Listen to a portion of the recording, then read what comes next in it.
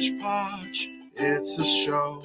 It's a lot of things that sort of go together. Hodgepodge, we think it's funny. We hope you do too. But if you don't, we're gonna do it anyway. Hodgepodge, it's a show. It's a lot of things that sort of go together. Hodgepodge, now you know what happens when we can't get together.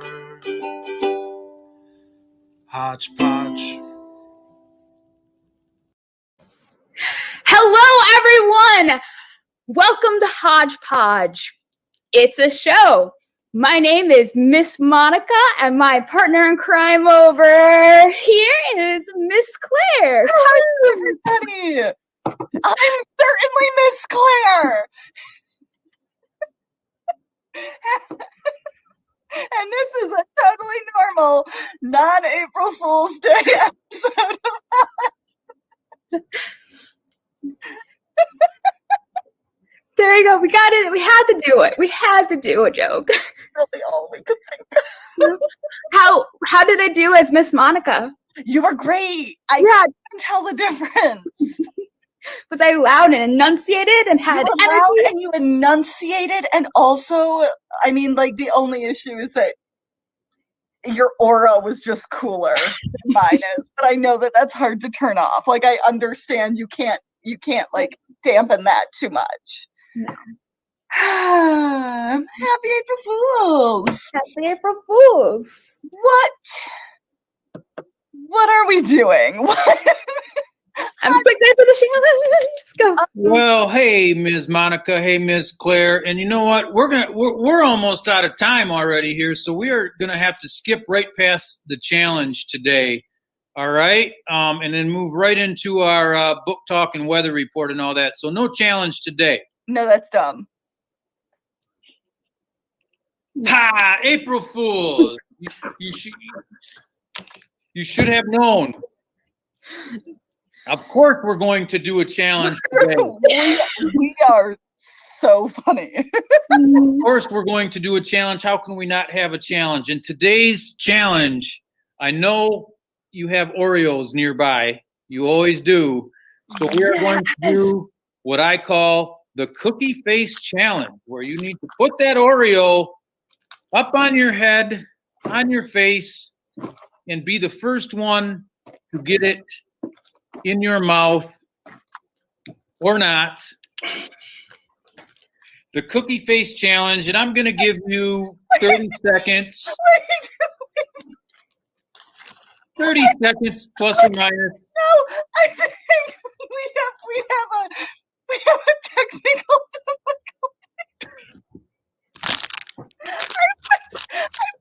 Does your Oreo look like mine? I'm carrying this in my bag for so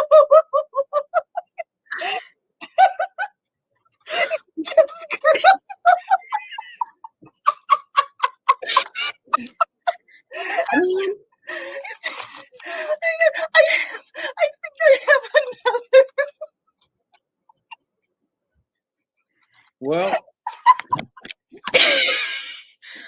get the biggest chunk. that's what I was going to say. Get the biggest chunk, because we no April Fool in here. We do not have time for you to put a whole piece of Oreo puzzle on your forehead. No, So, I think I have more in the cupboard. Just stall for 1 second. Okay, hang on. well, it is a really good challenge. I will say that.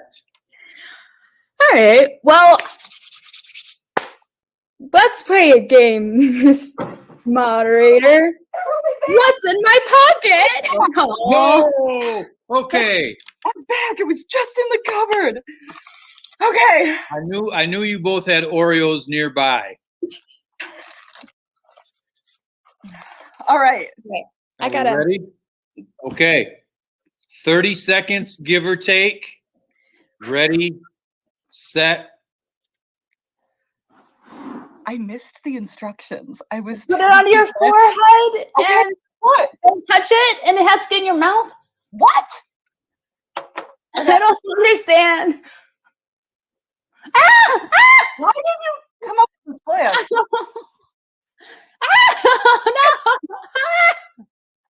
Okay.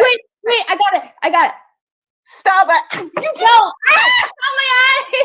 I have Oreo crumbs in my eye. Ow.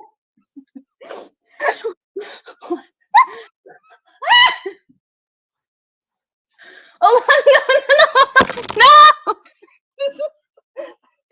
This is not going to do wonders for my complexion. No. Oh my god. How do people do this? I don't know. All right, hang on. I need a new Oreo. Ow. My eye. Oh. I almost am distraught to say that time is up. And while 30 seconds, and while neither of you actually got it in your mouth, you both were very good Oreo pirates as they covered your eye. And that is gold. So there's our Oreo challenge. I think we should bring that one back again after you practice a little bit. Carry on. Well, I hated that.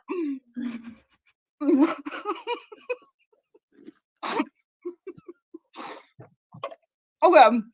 Book talk. Book talk. Sounds good. Hey guys, Miss Melissa here with another book for you. This book is brand new. It's called Sky Hunter, and it's by Marie Lu. If Marie Lu sounds familiar, that's because she also wrote the Legend series and the Warcross series. Both of those are really awesome YA dystopia series, and this is a great start to a brand new YA dystopia series. So in Sky Hunter, there is a federation called the Carenza Federation that has basically taken over most of the civilized world. It's set like hundreds, if not thousands of years in the future in a regressed society that has less technology than like our current society today has. So Carenza Federation, big bad dictatorship taking over the whole world. There's pretty much only one free nation left, and that's called the nation of Mesa. In Mesa, there's a girl refugee. Her name is Talon. She doesn't speak, which is really interesting. I really loved reading about a story told from the perspective of somebody who can't speak because it feels very movie-like and very vivid. She is on this elite task force known as the Strikers, who basically destroy monster super soldiers that the Carenza Federation has created. There's not much hope. It looks like Mesa's going to be invaded really soon, and it's kind of up to this elite task force to sort of determine whether or not Mesa will make it, whether or not the Carenza Federation could even be taken down. It's a really, really good book, guys. If you like YA dystopia, you're going to love this.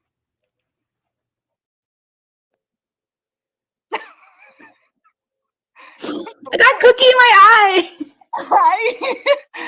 I love the sound of that book. I less love the idea of you living your life with Oreo in your eye. But that is neither here nor there. What a good sounding book. I love that author. I am thrilled to read that one. That is definitely going on my list. Yeah, Warcross is one of my all-time favorite books of all of my life. So you're here for this one. Oh, yeah. Which reminds me, I did start reading Inheritance Games, which yeah, book talks the other day, weeks ago, whatever we're at this point. So good. We get good book recommendations on this show.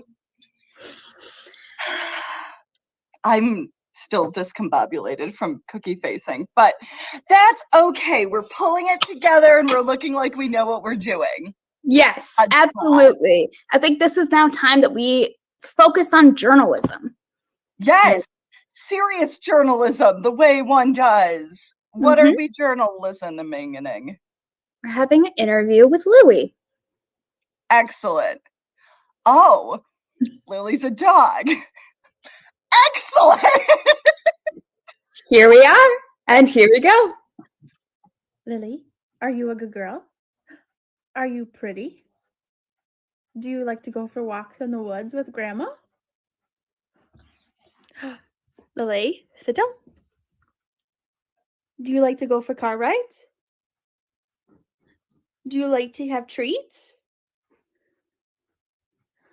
Lily, do you like to swim in the pool?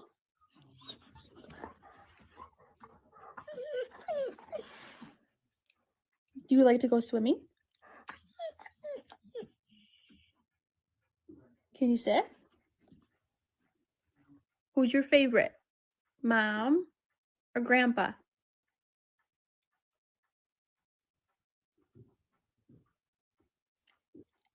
Is Mom your favorite? Or is Grandpa your favorite?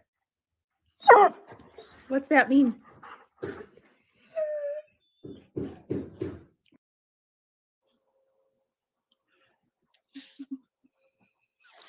Isn't Lily so introspective? I mean, I know who I think should get the Pulitzer this year. All the treats to Lily the dog. I love that. We should absolutely change the entire theme of this show and do nothing but dog interviews from now on. Yes! All dogs all the time. Wow, that was good. I love this. Whose dog was that?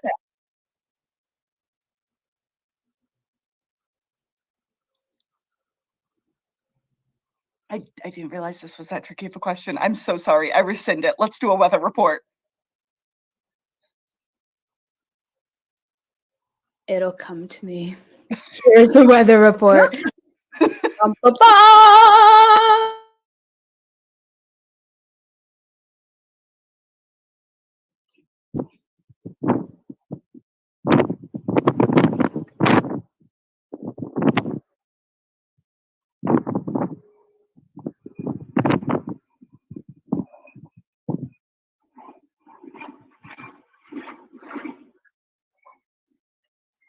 Airplane from the sky. Back to you, Clare. Wow, Mr. Craig. You're really embracing the concept of where weather comes from. Accurate. Let's just wait till next time. For what? The flakes thing, he sings. Does he not know that? Just next time. No, Next no. time. Okay.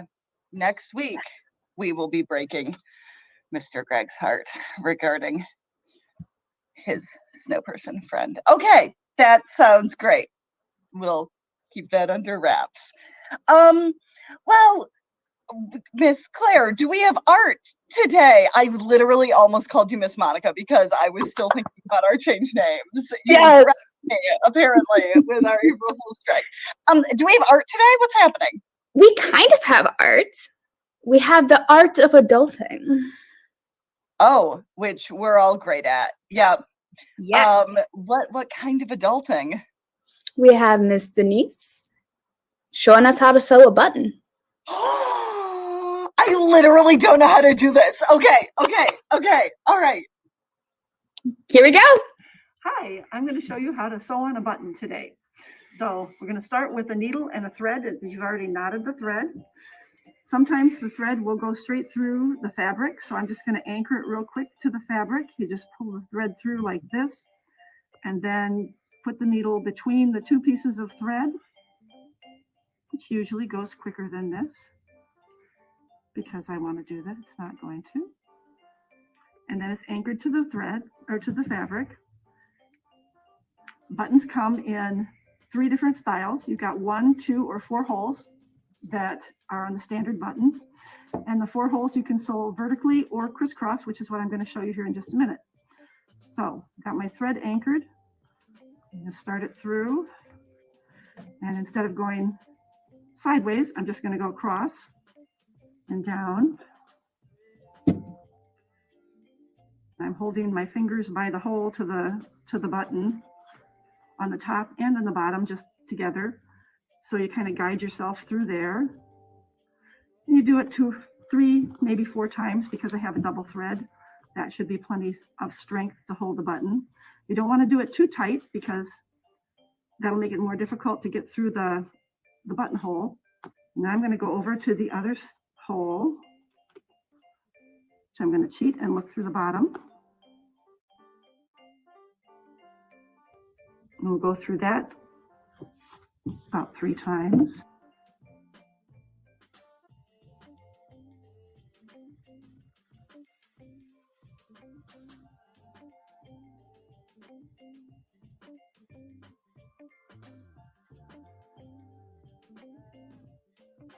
I'm going to come up through one more time. I'm not going to go through the hole. I'm just going to wrap it around 1, 2, 3 times. And then you tie off a knot and you just loop it through the loop and pull it snug. And that'll knot it. And you're done.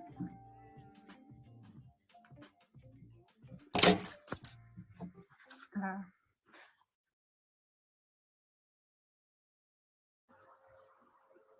Okay, can I be honest with you? Because Yeah. Claire, I recognize that you are a sewing human, right? You know how to do the sews. Yeah, we Okay, could okay. go. We could go. Well, that actually makes me feel better because what I was going to say is legitimately one of my coworkers who I adore, Miss Sarah, sews buttons on for me. Like, I will come to work with all of my button related needs and just like, please, buttons, and she will fix them for me. So get yourselves a Miss Sarah in your life or learn how to sew a button like we just watched, which Yeah. is an amazing skill that everyone should have. I've sewed many a buttons. I am now learning that I have been sewing many buttons wrong, and no wonder why they keep falling off over and over again. So this has been very instructional. I like that. That's a good skill. Wow, nice work. That was both art and adulting. You were absolutely correct. Right? Didn't you say that we were learning 2 things this week? Yes. So I figured we have like the adulting learning, like a life skill that we can hone over years and share to our progeny. And we also have another skill that we can share to our progeny. Magic. Oh, magic is amazing! No, it is. It's just not where I thought this was going. Okay. All right. Sounds good. Go for it. Magic. Hi, my name's Tammy. On a normal day, I'm a collection development librarian for Kent District Library, which means that I get to buy books, audiobooks, music, and other materials for all of the branches of Kent District Library. I specialize in youth and teen materials, so if you've read a kid's book or a teen's book in the last 15 years, I probably bought it. But today, I've been asked to show you a magic trick. And since I know exactly one magic trick, that's the one you're going to see. I can magically link 2 paper clips, 2 ordinary paper clips, without using my hands, only a regular dollar bill. Here's how it goes.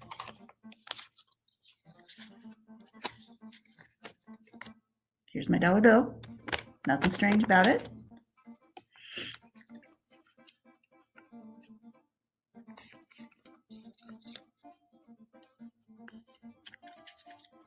My second paper clip.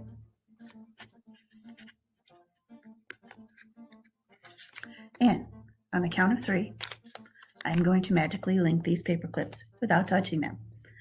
Nothing up my sleeve. By the way, that's a reference to the old Rocky and Bullwinkle cartoons that used to show when I was a kid in the Stone Age, but they're still worth checking out. You can probably find them online. Anyway, on the count of 3, 1, 2, 3. I have 2 linked paper clips.